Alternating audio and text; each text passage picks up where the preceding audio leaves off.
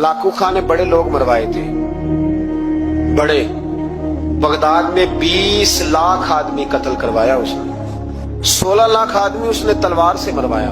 लोगों ने ना जेरे जमीन तह खाने खोदने शुरू कर दिए। 4 लाख आदमी तह खानों में छुप गया और चुन चुन के मुसलमान मारता था। जब हलाकू को किसी ने बताया ना 4 लाख बंदे छुप गए, उसने नहरों के बंद तुड़वा दिए, दरियाओं के बंद तुड़वा दिए, पानी जेरे जमीन चला गया। 4 लाख आदमी डूब के मर गया।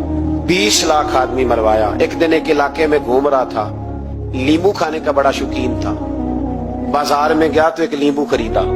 उसने देखा कि बाजार में बूढ़े बच्चे जवान खरीदारी कर रहे हैं, तो कहने लगा अभी भी इतने मुसलमान जिंदा है, बनाओ इनकी लाइनें, कत्ल करना है। 3 लाइनें बन गई। एक बूढ़ा आदमी भी लाइन में आ गया, नींबू खा रहा है, उसको हल्का हल्का चूसता है, घोड़े में बैठा है, कत्ल करा रहा है लोगों को। एक बाबा जी पहली सफ में थे। जब पहली सफ कत्ल होने लगी, बाबा जी पिछली सफ में दौड़ के हो गए। हलाकू खां हंस रहा है उसको देख के। माअज़ल्लाह, जब बंदा होता है ना किसी मनसब पे, फिर वो मजाक उड़ाता है दूसरों का। बाबा दूसरी सफ में आया तो हलाकू खां ने वो भी कत्ल कराई, तो बाबा दौड़ के तीसरी सफ में। आखिरी सफ के कोने पे जब बाबा खड़ा हो गया ना, तो सारे बंदे मर गए। बाबे को कत्ल करने लगा जल्लाद। हलाकू कहने लगा ठहर जा। कहने लगा बाबा तू तीसरी सफ में आया था, तेरा क्या ख्याल था, बच जाएगा? बाबा कहने लगा ख्याल नहीं, मेरा यकीन है कि मैं बच जाऊंगा। मेरा शर्त यह है कि यकीन हो अंदर, शर्त यह है कि हंस के कहने लगा हलाकू खां कैसे? तो बाबा कहने लगा अगर अल्लाह चाहे तो बच सकता हूँ, अगर अल्लाह चाहे तो मैं। बहुत सारे लोग हैं डॉक्टर लिख के दे देते हैं नहीं बचेगा, वो बच जाता है, क्योंकि बचाने वाला अल्लाह है। अल्लाह चाहे तो बच जाऊंगा। तो हलाकू कहने लगा कैसे? जब ऐसे किया ना, कैसे ऐसे किया ना, तो नींबू हाथ से गिर गया। वो बच्चे प्लेयर नहीं होते, वो गेंद गिनती है तो छलांग लगा के पकड़ लेते।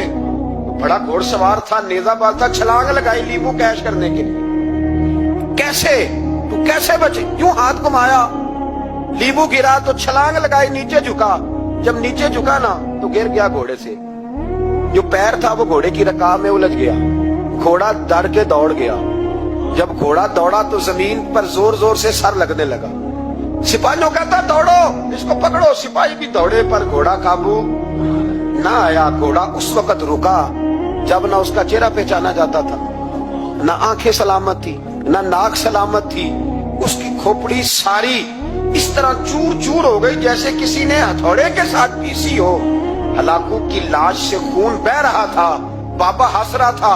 एक सिपाही कहने लगा बाबा तू क्यों? कहने लगे मैं अपने रब की कुदरतों पे मुस्कुरा रहा हूँ। कुल्लु मन अलैहा फान व यबका वजहु रब्बिका ज़ुल जलाले वल इकराम। का मैंने इसे समझाया था कि बचाने वाला बचा लिया करता है।